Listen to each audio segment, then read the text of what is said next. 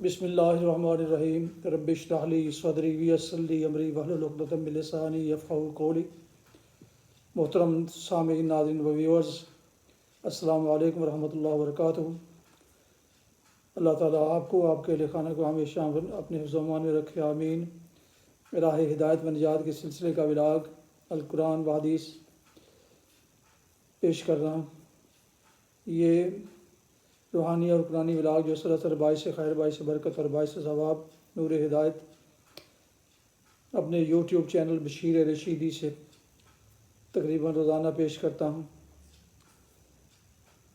اور اگر آپ نے اس چینل کو ابھی تک سبسکرائب نہیں کیا تو ضرور سبسکرائب کر کے دوستوں سے شیئر کر کے لائک کر کے بیل آئیکن کو بھی پریس کر دیجیے گا، تاکہ اس طرح آنے والے یہ روحانی اور قرآنی نوٹیفیکیشن جن کا نوٹیفیکیشن آپ تک اور دوستوں تک باقاعدہ اور بر وقت پہنچتا رہے۔ تو شروع کرتے ہیں القرآن و حدیث۔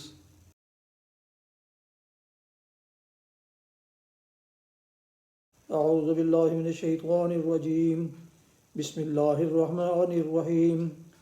وحنانا من لدنا وزکاہ وکان تقیا وبرا بوالدیہ ولم یکن جبارا عصیا وسلام علیہ یوم ولد ویوم یموت ویوم یبعث حیا۔ صدق اللہ العظیم۔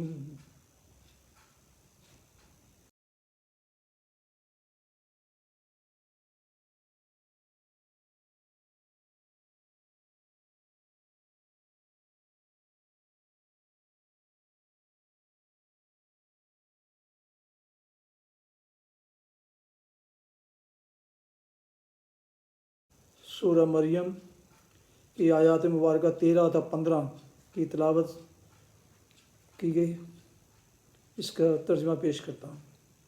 وَحَنَانًا مِن لَدُنَّا وَزَكَاةً، ہم نے اسے بچپن ہی میں حکم سے نوازا اور اپنی طرف سے اس کو نرم دلی اور پاکیزگی عطا کی، اور وہ بڑا پرہیزگار اور اپنے والدین کا حق شناس تھا۔ وہ جبار نہ تھا اور نہ نافرمان۔ سلام اس پر جس روز کہ وہ پیدا ہوا اور جس دن وہ مرے اور جس روز وہ زندہ کر کے اٹھایا جائے۔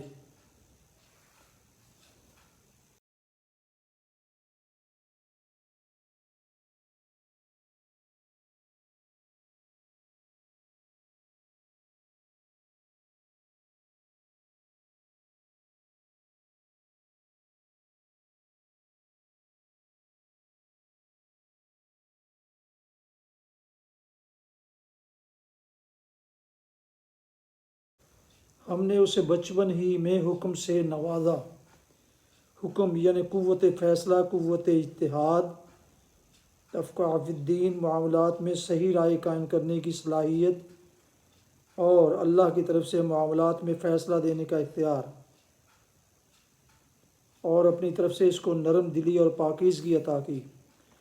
اصل میں لفظ حنان استعمال ہوا ہے جو قریب قریب مامتا کا ہم معنی ہے، یعنی ایک ماں کو جو غایت درجے کی شفقت اپنی اولاد پر ہوتی ہے، جس کی بنا پر وہ بچے کی تکلیف پر تڑپ اٹھتی ہے، وہ شفقت حضرت یحییٰ کے دل میں بندگان خدا کے لیے پیدا کی گئی، اور جس دن وہ مرے اور جس روز وہ زندہ کر کے اٹھایا جائے۔ حضرت یحییٰ علیہ السلام کے جو حالات مختلف انجیلوں میں بکھرے ہوئے ہیں، انہیں جمع کر کے ہم یہاں ان کی سیرت پاک کا ایک نقشہ پیش کرتے ہیں، جس سے سورہ آل عمران اور اس سورہ کے مختصر اشارات کی توضیح ہوگی۔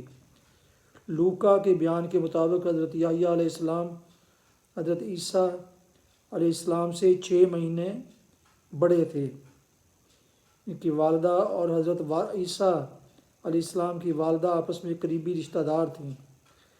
تقریباً 30 سال کی عمر میں وہ نبوت کے منصب پر عملاً معمور ہوئے، اور یوحنا کی روایت کے مطابق انہوں نے شرق اردن کے علاقے میں دعوت اللہ کا کام شروع کیا، اور وہ کہتے تھے، میں بیابان میں ایک پکارنے والے کی آواز ہوں کہ تم خداوند کی راہ کو سیدھا کرو۔ مرکز کا بیان ہے کہ وہ لوگوں سے گناہوں کی توبہ کراتے تھے اور توبہ کرنے والوں کو بپتسمہ دیتے تھے، یعنی توبہ کے بعد غسل کراتے تھے تاکہ روح اور جسم دونوں پاک ہو جائیں۔ یہودیہ اور یروشلم کے بکثرت لوگ ان کے معتقد ہو گئے تھے اور ان کے پاس جا کر بپتسمہ لیتے تھے۔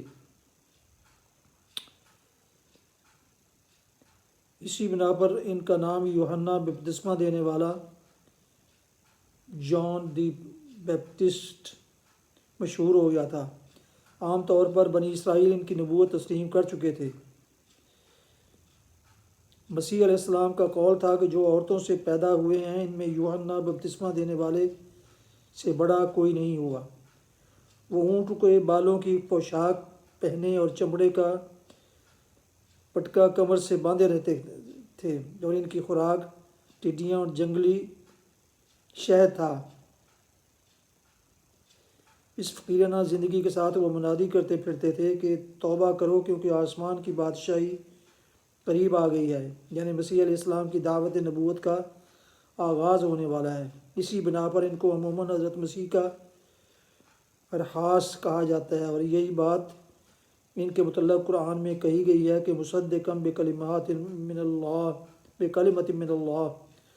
وہ لوگوں کو روزے اور نماز کی تلقین کرتے تھے۔ وہ لوگوں سے کہتے تھے کہ جس کے پاس وہ 2 کرتے ہوں وہ اس کو جس کے پاس نہ ہو یا بانٹ دے، اور جس کے پاس کھانا ہو وہ بھی ایسا ہی کرے۔ معصول لینے والوں نے پوچھا کہ استاد ہم کیا کریں؟ تو انہوں نے فرمایا جو تمہارے لیے مقرر ہے اس سے زیادہ نہ لینا۔ سپاہیوں نے پوچھا ہمارے لیے کیا ہدایت ہے؟ فرمایا نہ کسی پر ظلم کرو اور نہ حق کسی سے کچھ لو، اور اپنی تنخواہ پر کفایت کرو۔ بنی اسرائیل کے بگڑے ہوئے علماء فریسی اور صدوقی ان کے پاس بپتسمہ لینے آئے تو ڈانٹ کر فرمایا اے سام کے بچوں، تم کو کس نے بتا دیا کہ آنے والے غضب سے بھاگو؟ اپنے دلوں میں یہ کہنے کا خیال نہ کرو کہ ابراہیم ہمارا باپ ہے۔ اب درختوں کی جڑوں پر کلاڑا رکھا ہوا ہے، بس جو درخت اچھا پھل نہیں لاتا وہ کاٹا اور آگ میں ڈالا جاتا ہے۔ ان کے عہد کا یہودی فرما روا ہیرو پاس، جس کی ریاست میں وہ دعوت حق کی خدمت انجام دیتے تھے، سرتاپا رومی تہذیب میں غرق تھا، اور اس کی وجہ سے سارے ملک میں فسق و فجور پھیل رہا تھا۔ اس نے خود اپنے بھائی فلپ کی بیوی ہیرو ویاس کو اپنے گھر میں ڈال رکھا تھا۔ حضرت یحییٰ نے اس پر ہیرو کو ملامت کی اور اس کی فاسقانہ حرکات کے خلاف آواز اٹھائی۔ اس جرم میں ہیرو نے ان کو گرفتار کر کے جیل بھیج دیا، تاہم وہ ان کو ایک مقدس اور راست باز آدمی جان کر ان کا احترام بھی کرتا تھا اور پبلک میں ان کے غیر معمولی اثر سے ڈرتا بھی تھا۔ لیکن ہیرودیاس یہ سمجھتی تھی کہ یحییٰ علیہ السلام جو اخلاقی روح قوم میں پھونک رہے ہیں، وہ لوگوں کی نگاہ میں اس جیسی عورتوں کو ذلیل کیے دے رہی ہے، اس لیے وہ ان کی جان کے درپے ہو گئی۔ آخرکار ہیرو کی سالگرہ کے جشن میں اس نے وہ موقع پا لیا جس کی وہ طاق میں تھی۔ جشن کے دربار میں اس کی بیٹی نے خوب رقص کیا، جس پر خوش ہو کر ہیرو نے کہا ماں کیا مانگتی ہے؟ بیٹی نے اپنی فاحشہ ماں سے پوچھا کیا مانگوں؟ ماں نے کہا یحییٰ کا سر مانگ لے۔ چنانچہ اس نے ہیرو کے سامنے ہاتھ باندھ کر عرض کیا مجھے یوحنا بپتسمہ دینے والے کا سر ایک تھال میں رکھوا کر ابھی منگوا دیجیے۔ ہیرو یہ سن کر بہت غمگین ہوا، مگر محبوبہ کی بیٹی کا تقاضا کیسے رد کر سکتا تھا؟ اس نے فوراً قید خانے سے یحییٰ علیہ السلام کا سر کٹوا کر منگوایا اور ایک تھال میں رکھوا کر رقاصہ کی نذر کر دیا۔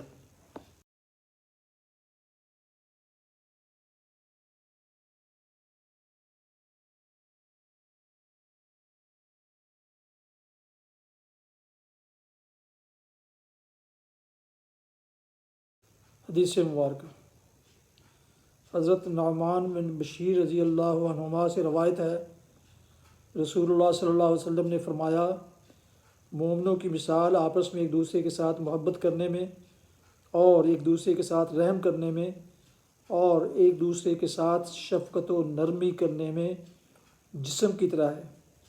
جب اس کا کوئی ایک عضو درد کرتا ہے تو اس کا سارا جسم اس کی وجہ سے بیداری اور بخار میں مبتلا رہتا ہے۔ صحیح بخاری کتاب الادب حدیث نمبر 6011۔ فوائد، اسی کے ہم معنی یہ حدیث بھی ہے جو اس صحیح مسلم میں ہے، مومن ایک آدمی کی طرح ہیں، جب اس کی آنکھ دکھتی ہے تو سارا جسم دکھتا ہے، اور جب اس کے سر کو تکلیف ہوتی ہے تو اس کا سارا جسم تکلیف محسوس کرتا ہے۔